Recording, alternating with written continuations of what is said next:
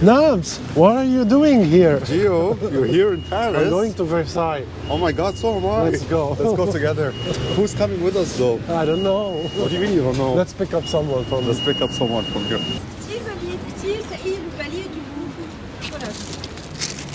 So we have Pascal with us. Yes. Pascal is very unhappy from the service of Pierre Hermé. Pascal is our friend. She lives in Paris for 6 years now. The plan today is to go to Versailles. Never been to Versailles before. I'm very excited about it. Mostly because of the whole Marie Antoinette story and Louis XIV, Louis XV, and Louis the 16th.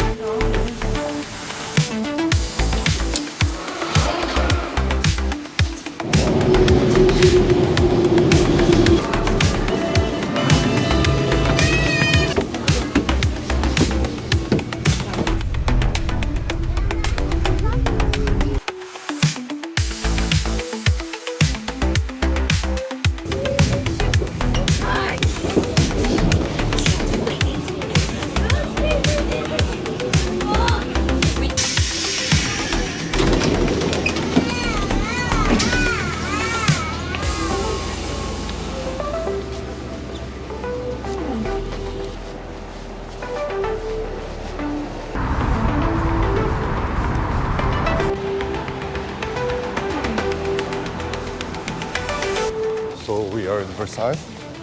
Yeah. I've been wanting to come here for so long, ever since I watched Versailles on Netflix and Marie Antoinette on BBC. You can see how grand the avenue. Yeah, So it starts big, huge. it's beautiful. Huge gates. Is this real gold? Bienvenue à Versailles. Wow. But this is what I was saying. Hala, it goes here. It points. So fancy. Yeah. Welcome to Versailles, the palace that King Louis XIV built to show how fancy and exquisite Paris or France is. So what you're about to see right now is a lot of glamorous, luxurious interiors. But look at the beautiful detail. And you can see the clock thing. It has a sun in the middle because Louis XIV used to call himself the Sun King.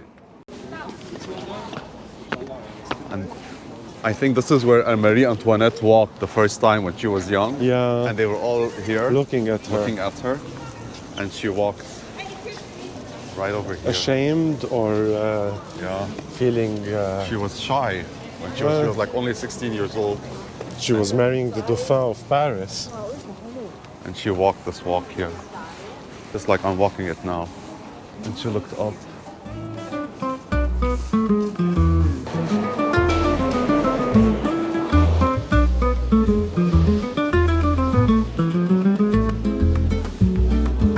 So welcome to the King's Grand Apartments.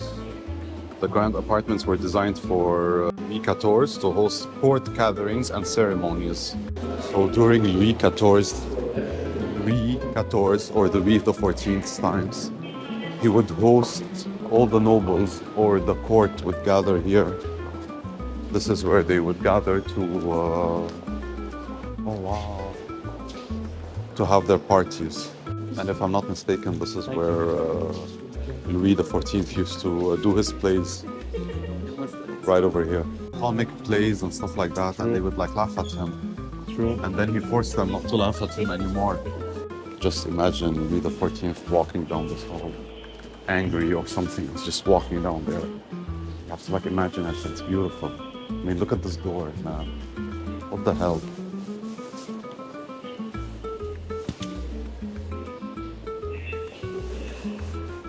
And you'd have two security guards, I think, standing here on each side, and they would open the door for him. I think I'm a bit fascinated with Louis XIV. I mean, what he did to Versailles. Eventually, what he did, I know, led to the French Revolution. It kind of started with him, but I'm fascinated. Every single detail in the palace, every intricate detail. Just to remind visitors of the power of Louis XIV. Wow.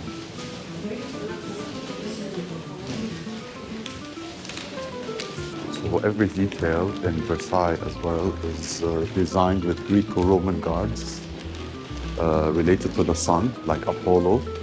This is just to remind people of the power of Louis XIV. We're going up to Louis XIV's rooms. 14? Yeah, Louis XIV's rooms. Yeah. And to the Galerie des Glaces.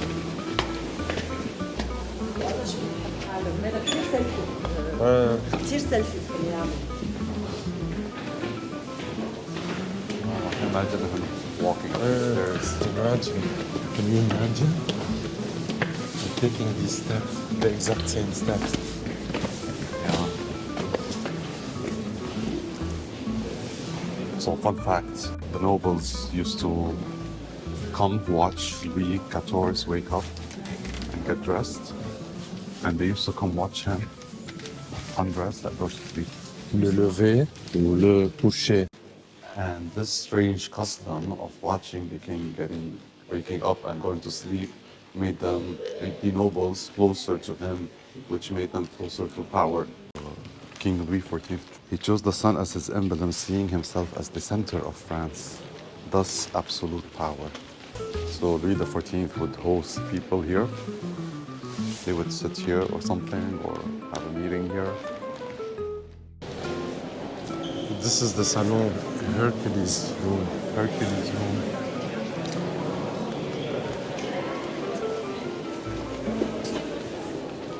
So this is the chamber where Louis XIV used to put his medals in. Yeah, this is the room. This is where you go into the Salon de l'Abondance, the abundance room where he used to put the medals and like the art collective of the royals. It's like a safe.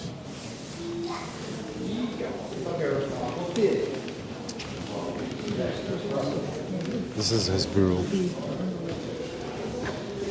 So this is Venus. As you were saying, that everything Related to Greek, Roman, and power. mythology, related to the sun. Here they would have receptions, and tables were set up with silver bowls holding fresh fruits and crystallized fruits. How do you feel now? It's because I watched Versailles on Netflix. I feel I can imagine it clearly. But did you imagine that it would be this big? I'm not sure you guys can see How big it is. Yeah. We're just going from a chamber to another chamber to another chamber.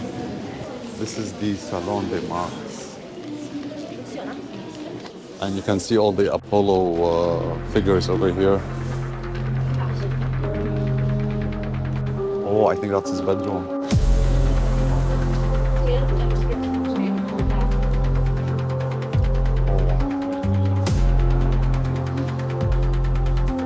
Imagine this place with the candlelight. When you know the doors are tinted in gold, this is real. Probably the podium where he used to sit. Apollo's room. This is Apollo's room. Yeah. Former king's bedchamber became the throne It's room, the throne room. and also used to receive distinguished guests. Probably he used to sit there. لكن يحب نعيش. Hey, it's here. Wow. It's so fucking It is way bigger than I imagined it to be. Oh, really? Yeah. So the Treaty of Versailles was signed over here to end World War I. Right over here. And fun fact, back in the 17th century, mirrors were incredibly rare and expensive. So Louis XIV, known as the Sun King, had this hall designed with 357 mirrors to flaunt France's wealth and power. Imagine this dazzling room lit up by candlelight. Then there would be a party over here. So can you imagine like people dressed up here at night, coming to court and dancing here. Marie Antoinette was here. I never thought I'd ever come here. Wow. I'm beyond fascinated. So why did Louis XIV have the nobles live here with him at Versailles? Basically, it's to keep them close, to control them so that they would never rebel against him. So he would keep them close to him, and he would have them pay tax money to benefit from the benefits of Versailles. This is where they signed the end of World War I, in this room. Yeah. This was the bedroom of Louis XIV, and this is where the nobles would come to watch him wake up and go to sleep. And they'd watch him get dressed right over here in this room. And I think the fabric is from back then as well.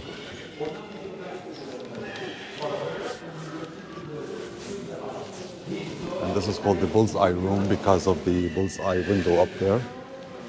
And basically his guests, the guests of Louis XIV, would come here and wait for him in this room to be admitted into his bedroom.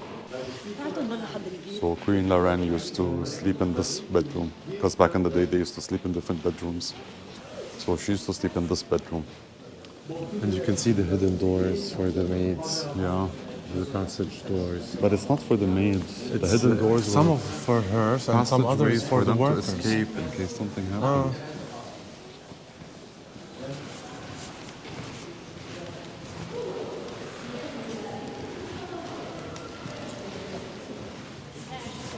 Yeah. So this is the coronation room Meaning? where they used to coronate the king and queens. What do you mean by coronate?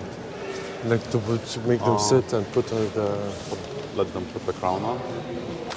So another fun fact about Versailles, back in the day, they didn't have enough water to turn on the fountains all the time. So they would only turn them on whenever the king was walking by. You can see Apollo over here as well. Louis XIV used to believe that the gardens of Versailles are an intricate part of the interior of Versailles. That's why a lot of detail was put into taking care of the gardens of Versailles. Can you imagine Marie Antoinette walking here in her dress and her big hair? So as you can see, everything is very carefully trimmed. Louis XIV, he employed 1,500 workers to take care of his garden. Yeah. Est-ce qu'on peut aller avec vous, monsieur?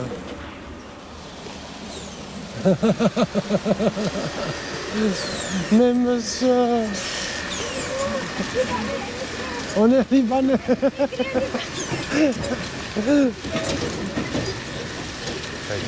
Ouais.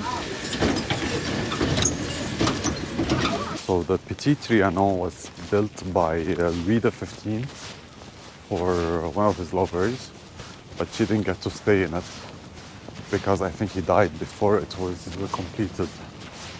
And then Louis XVI, the last king of France, gifted the Petit Trianon to Marie Antoinette so she can have her own private courts and parties and theatrical stuff that she would do right here in the Petit Trianon. And eventually she had her affair also here at the Petit Trianon. She used to play with the helpers. She used to dress as peasants and to try to experience how it feels to be a peasant.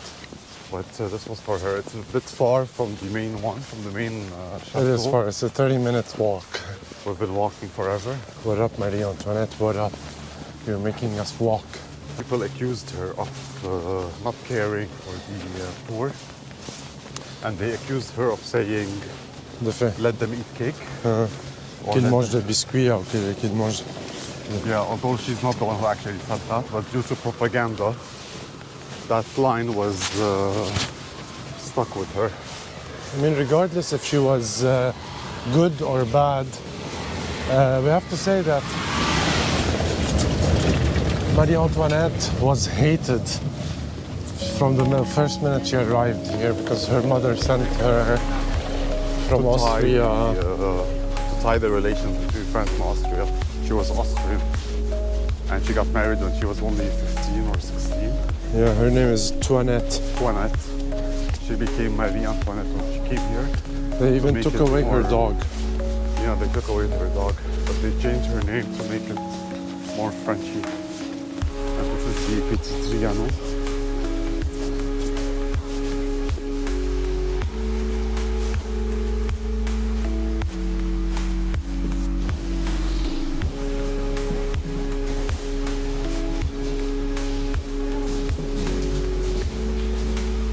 This could all be part of these secret passageways. There were secret passageways in all these chateaus.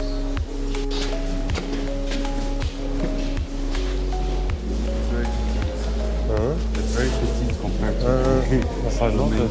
one here. There she is. Yeah.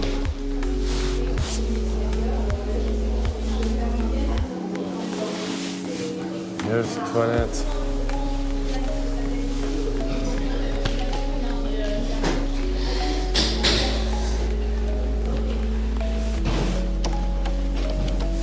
So I guess here is where Marie Antoinette would host guests. Is that correct? Oh, that's the main dining room. So this is the dining room, but where would they sit? There was a table here. That's another one that's more secluded. It's smaller.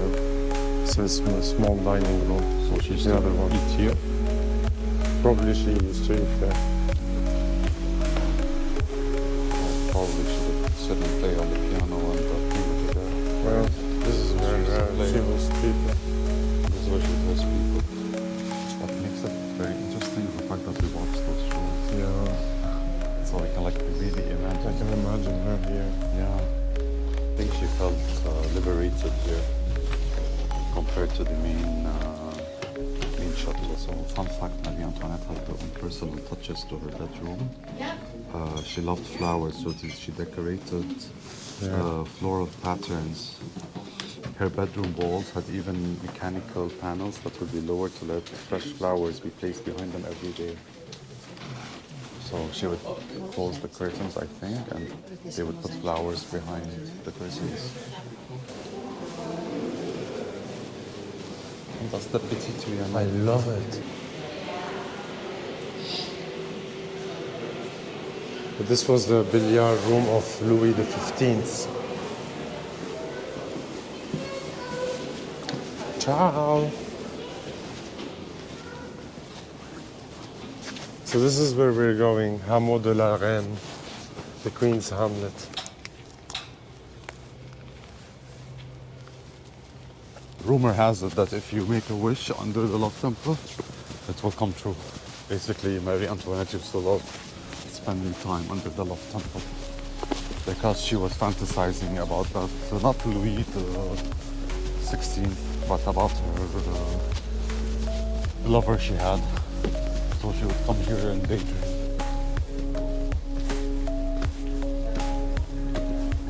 This was built in 1778.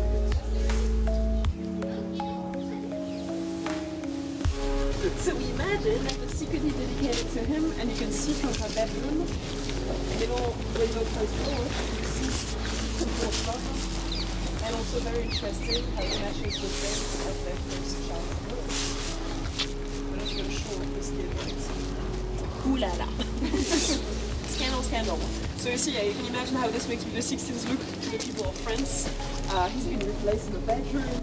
So she built this for the guy she was having an affair with. For that Swedish soldier. So Marie Antoinette became the gossip of the newspapers when everybody wanted to put the blame on someone for why France was going through poverty. So due to propaganda, everybody was blaming her for everything. And even the first child she had was during the first year that she built the Love Temple. So it's not really known whether that son of hers is actually the son of King Louis XVI or not.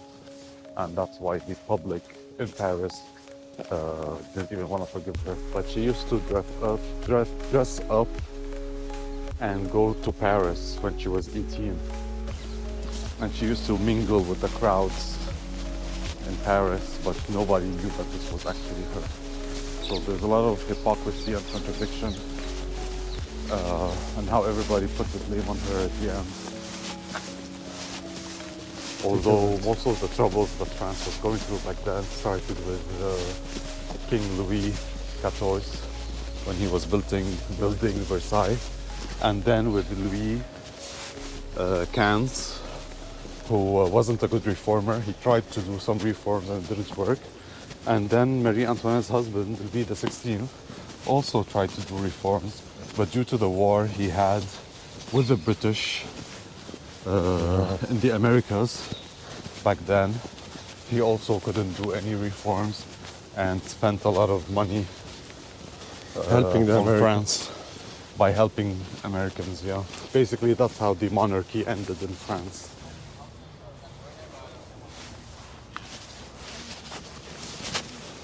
So this area here is called the Queen's Hamlet. Basically, they used to come here because look at the houses, how they are. They used to play pretend. So fascinating, so weird. They used to play pretend that they are peasants and they are living in poverty, while they're actually living a very luxurious life. Yeah, she built actually these houses. Oh, she built them Yeah, like she that. built them. She built these rustic houses. Ah, that's the village she Yeah, built. that's the Queen's Oh. Hamlet. The Queen's Hamlet. Interesting. So she built this village Yeah, as a peasant's village? yeah.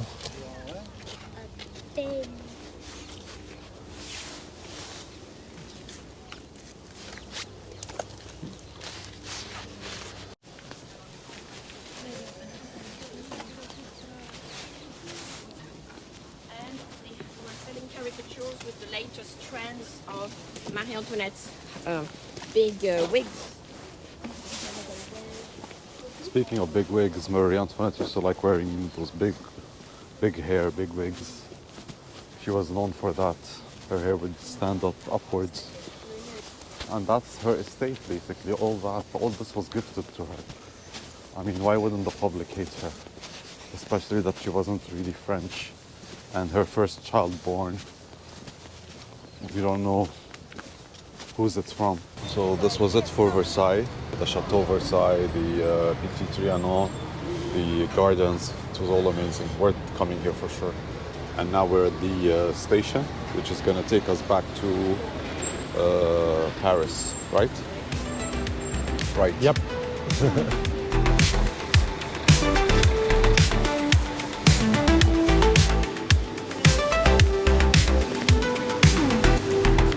So we made it to the train, heading back to Paris. Versailles was way bigger than it looks. Yeah. It was really nice, but moving around, going to the Petit Trianon and to the Queen's Hamlet is like a good 35 minutes walk, and then another One way. walk. And then you have to walk back. Versailles, done.